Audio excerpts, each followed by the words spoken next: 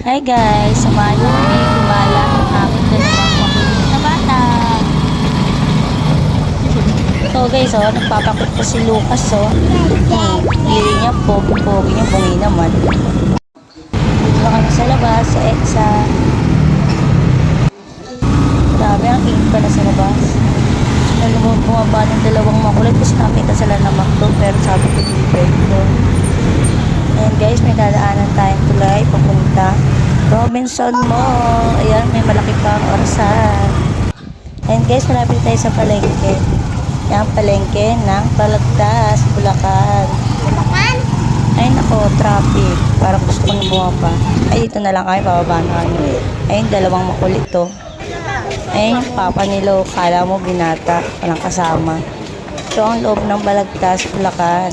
Ayan yung palengke nila, guys. Padaan pa kami sa maraming gown. Ay, Lucas. Ay ka nga, Lucas.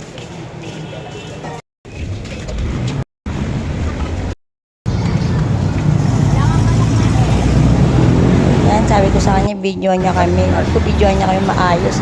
Tignan mo yung kuha niya sa video. Dito lang yung kinas. Bakit mag-video?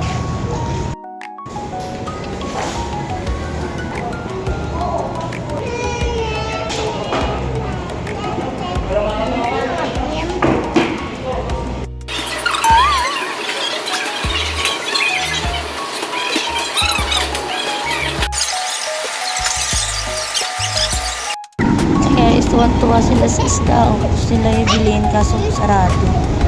Ayan, puro-puro sila. Kala mo nga alagaan nilang mabuti. Punas ka ng sipon, hindi nila kaya magpunas. Talaga pa kaya ng isda.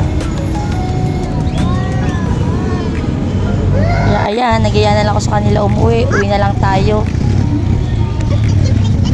Ayan, ang ganda ng bahay dito kaso konting ulan lang bumaba. Ayan, dito pala yung simbahan. Simbahan to ng Balagtas. And guys, malapit na kami. Oh my God, baha. Ayan, lapit ditong baha pag high tide. Sobrang tirik ang araw pero baha. Okay, bye. Thank you. Dito sa baha. Thank you.